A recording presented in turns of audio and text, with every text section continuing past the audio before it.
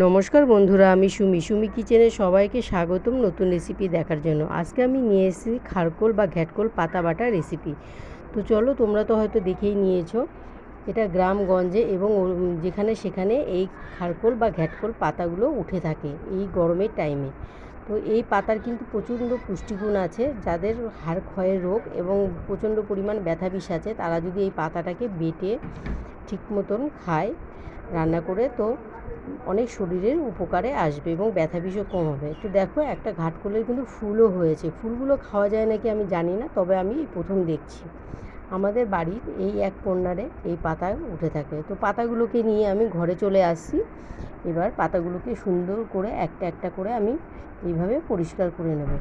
পাতার যে পেছনের অংশে যে একটা আঁশ থাকে, ওটাকে তুলে নিতে হবে।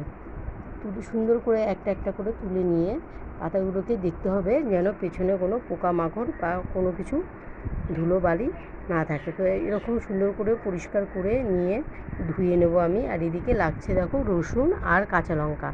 এখানে আমি বেশি পরিমাণ রসুন নিয়ে নিয়েছি। কাঁচা লঙ্কা যে যার পরিমাণ অনুযায়ী নেবে, যে যেরকম ঝাল খাবে সে সেই অনুযায়ী নিতে পারো।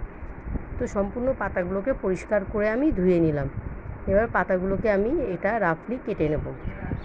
তো দেখো, পাতাগুলোকে সুন্দরভাবে আমি রাফলি কেটে নিয়েছি এখানে। তো দেখতেই পাচ্ছ, ঠিক এইভাবে পাতাগুলোকে সম্পূর্ণ পাতাগুলোকে আমি কেটে নিয়েছি। এদিকে গ্যাসের উপর একটা কড়াই বসিয়ে দিয়েছি। কড়াইয়ের মধ্যে সম্পূর্ণ পাতাগুলো আমি দিয়ে দেব। তো পাতাগুলো কিন্তু একটু বয়েল করে জলটা ফেলে দিতে হবে। অনেক সময় কিন্তু এই পাতা অনেকের কাছে গলাটা চুলকোতে পারে।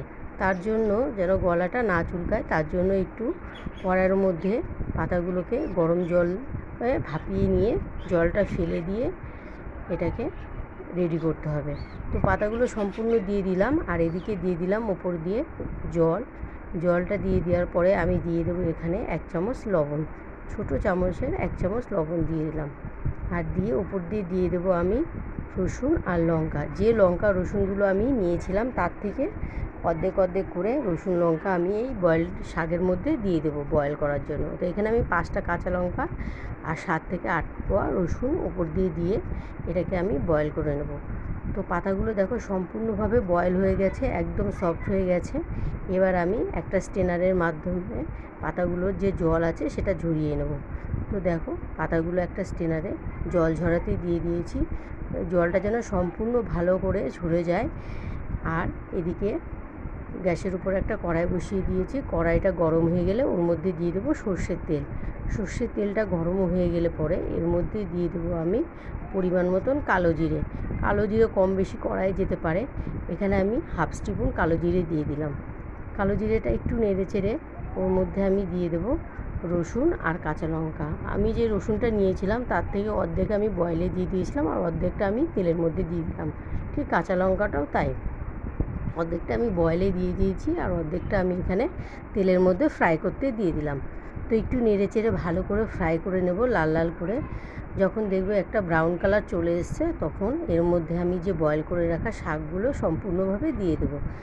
দিয়ে লো মিডিয়ামে রেখে ভালো করে এটাকে ফ্রাই করে নিতে হবে। আর এদিকে দিয়ে দিলাম সামান্য পরিমাণ লবণ। লবণটা কিন্তু দিতে হবে যেন পাতার যে ঝাল আর লবণ এটা যেন ঠিকঠাক থাকে।